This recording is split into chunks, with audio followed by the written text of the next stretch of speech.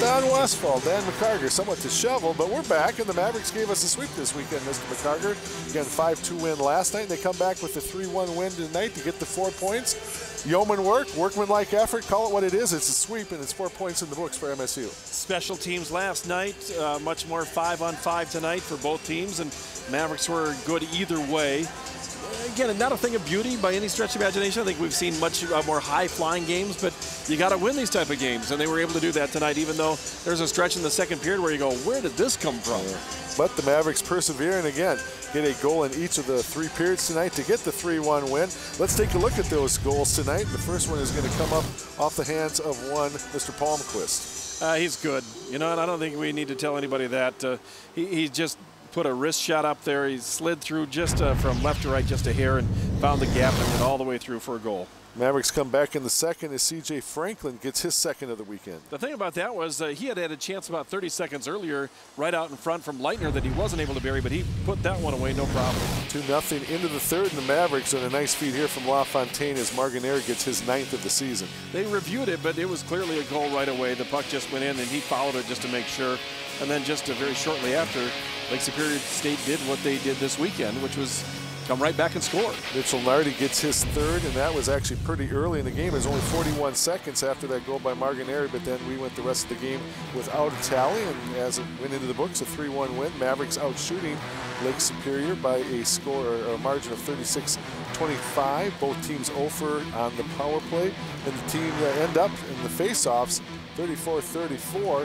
So statistically, kind of an indication. It was that type of a game. Again, it wasn't necessarily overmatching. In fact, as we mentioned in the second period, if you're going to credit anyone for a dominating portion of the game, it would probably be Lake Superior for that spurt, where then our player of the game rose to the occasion. One, Stefan Williams, the goaltender, the junior from Fairbanks, was big for MSU. A couple of times tonight where I have no idea how the puck didn't end up in the net. He kicked one away, he gloved one away.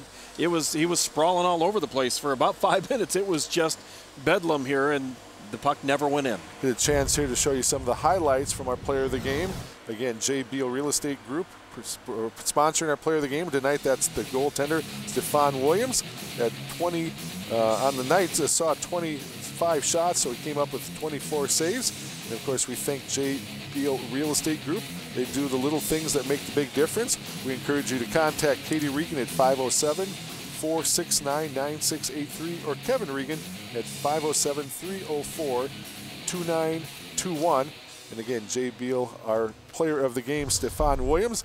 Don't know necessarily if that will be enough for him to get the nod next Friday night. Right now, it's been the past couple weekends, Cole Huggins, Stefan Williams. But for MSU, that's probably one of the bigger questions remaining, is just who do we still keep going with the rotation, or do we start to settle in on just one? Well, I think the thing is both goaltenders played well tonight, but Mike Hastings looks at what the body of work throughout the week.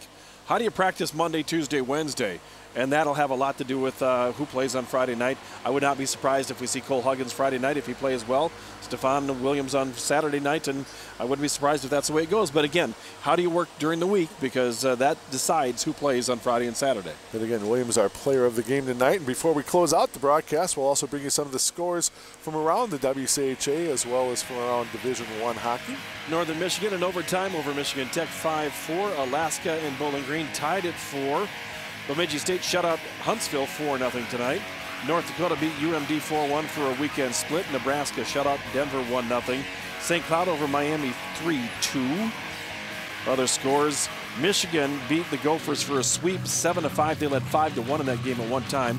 Boston blasts Wisconsin after last night 6-1. Boston College over Northeastern 4-2. Brown beats Providence. Penn State over Ohio State. I think that's a sweep for Penn State. And then, no, I'm sorry, that's a split. And then Western Michigan beats Notre Dame 4-3. And again, our final score tonight, Mavericks with a 3-1 win. They get the weekend sweep. And again, the Mavericks just about mathematically put themselves in the spot where, again, they'll be home. But a lot of work yet to be done. And I don't think if you talk to Mike Hastings, obviously home ice advantage important. But there is one big goal that these guys want, and they want it very badly. and they got a taste of a little bit last year in that rush all the way to the last weekend of the season, but they want to bring home a regular season WCHA championship. There was 1 point last year that separated first and second place. They want to make sure that that's not the case this year. You're right, home ice is just about a statistical probability now that they've got that taken care of. Now it's winning this conference regular season title, then winning the conference tournament and making it through a regional and making it to the Final Four. But one step at a time. Let's get a win next weekend in Ferris and keep on going from there. And our next action here as the Mavericks continue that march toward the McNaughton Cup. We'll be back the 30th and 31st of January as the Mavericks actually will have a return matchup with the same Ferris State they will see next weekend. Again, 30th and 31st here from downtown Mankato. We hope you'll join Dan McCarger, myself, Don Westfall, and the rest of the students from Bethany Lutheran College to bring you that broadcast. But again, our final score this evening, Minnesota State Mankato 3, Lake Superior State 1. We will see you in 3 weeks.